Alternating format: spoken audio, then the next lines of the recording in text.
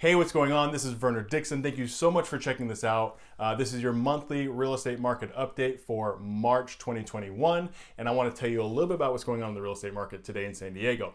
So first, we're going to talk a little bit about what it is to be a buyer in today's market, and then we'll talk a little bit about what it is to be a seller and what to expect if you're thinking about selling your home right now. And then we're going to talk a little bit about the industry in general, the market in general, what's going on, what can change the current environment, and then we'll go from there. I was going to say we'll answer any questions, but I don't know, maybe write some questions in the comments below. I've never had that before. Do it. So let's talk a little bit about what it's like to be a buyer in today's market. So I'll start off with telling you a little bit of a story about how I got the last 2 buyers in escrow. So if you're not familiar, the current competition is crazy right now in the real estate world. So one house that I got into last week was listed for $799. We put an offer in at $830, and if the appraisal came in low, meaning under $830, the buyer, my buyer, it wouldn't matter. They would pay the whole $830 no matter what. So even if the appraisal came in at $815 or $820, didn't matter. The buyer's going to pay the difference and complete the gap up to $830. Not only that, but the home was bought a year and a half ago, and then they had to relocate for military purposes. So at a year and a half ago, they did the termite inspection, and it was clear. So my buyer felt the risk was minimal on redoing a termite inspection. So we didn't do that either. So just to give you an idea of what it's taking to get into a home these days, not only are you looking at increased prices, but you're looking at putting money above appraisal values if they don't come in low. Not only were we accepted, that was great, but we only beat out the next bid by about $2,000, and they had pretty similar terms. So the competition's crazy right now. A second home that we got into escrow on just yesterday actually was listed for $349, and we put an offer in at $380.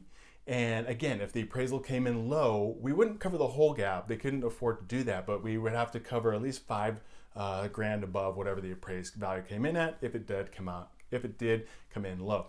So those are the kind of offers that are being accepted right now.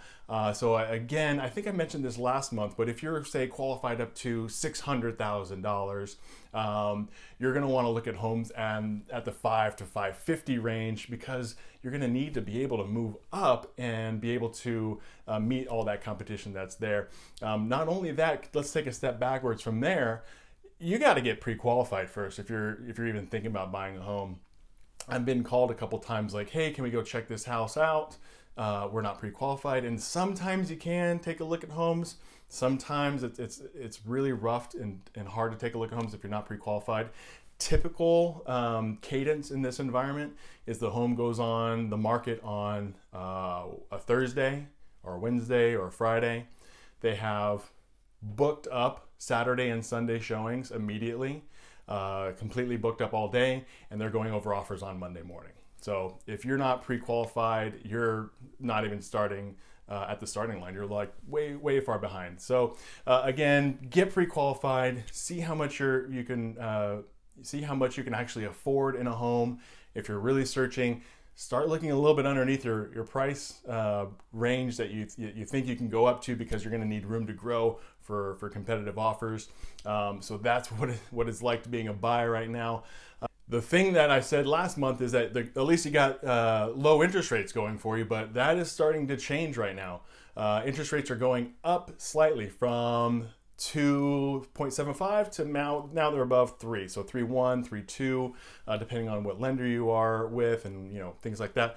So why is that? What's going on there? Why are interest rates rising? I thought they were going to stay low forever. I thought they would too, but it really is based upon the 10-year Treasury yield. So that's really boring stuff, but I'll tell you kind of briefly. This is the best way I heard explained to me. So let's say the government is issuing these 10-year Treasury yield bonds. So each one of these is, say, worth $1,000, and I want to buy one of these bonds, and in order to buy this, I give $1,000, and the government says, great, thank you for the $1,000, and after 10 years, we're going to give you the $1,000 back plus $100.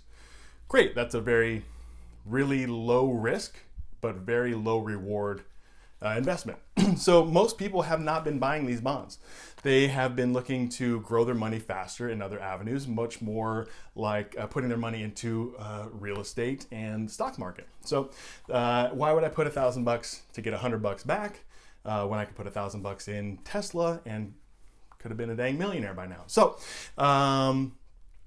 now that the speculative stocks and all the internet stocks and things like that have been growing so much, the government's saying, hey, no one's buying these bonds for like 1%. What if we do 1.25? What if we do 1.5? What about 2%? So everyone's going like, I didn't want to buy it at 1, but I can take some money out of Tesla, let's say, and put it back into some very safe investments like a 10-year treasury bond, and at least my money's safe and I'm going to get a little bit of return. It's better than 1%, maybe 1.5% is a little bit better. So now people are starting to buy those bonds, which is driving prices up a little bit more. So why do I say that? Mortgage rates are based on the 10-year treasury bond rate.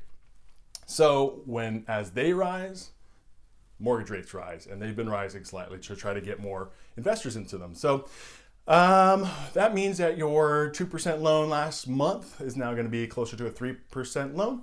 Again, still historically very, very low. Like I mentioned last time, my mother bought a home at 11%. So a 3% loan is still very cheap money. But that's, again, just kind of wrapping up what it is to be a buyer in today's market. You're still getting a really great loan at 3% or so. And the only thing really is that you're up against a lot of competition right now. So let's talk a little bit about if you're going to be selling your home right now. Again, prices are skyrocketing. You're going to get the most value out of your house right now and this year, I believe, than you ever would before. So the only thing is, obviously, it's a double-edged sword. If you go sell your home, are you going to be a buyer now and compete with those people who are putting in crazy offers?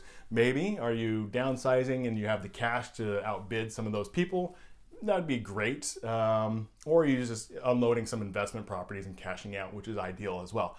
So if you know anyone who wants to cash out on their investment properties, please let me know. 858-847-5500 or HomesByDixon@gmail.com. I would happy to take care of them. Happy to take care of you if that's what you're thinking of doing. So based on that, some reports I'm seeing at least 2 years, maybe 3 years, some say 5 years of this kind of growth is going to continue. Again, they're just not building fast enough. There's a ton of millennial buyers that are on the market. Rates are still really low, like historically. Like even if it goes up another percent, 4% is a very low interest rate to get a home. So I think the buyer demand is still going to be there. So if you're thinking about selling your home, again, great opportunity to do so as long as you know what lies ahead of you on the other side of things. So that's all I got right now for buyers and sellers. Just in general, the real estate market is super, super hot right now. It's very competitive, like I mentioned before, for buyers. The things that I think that can really adjust this market right now is if the interest rates keep going up and up and up. That's going to reduce the amount of people that want to get into the market and want to test the waters in buying. And also, the more people get comfortable with COVID and the more that goes away, maybe the more people are willing to sell their home and have people come into their home and do tours and, kind of go back into normal life again. So that might open up more inventory. So those are a couple things that could happen. Who knows? I don't have a crystal ball, but let me know what you think. Let me know if you have any questions. Comment down below or email me, HomesByDixon@gmail.com, or you can call or text 858-847-5500. Please follow me on Instagram @VernerDixon. Thank you so much for checking this out. Have a good March, and we'll talk soon.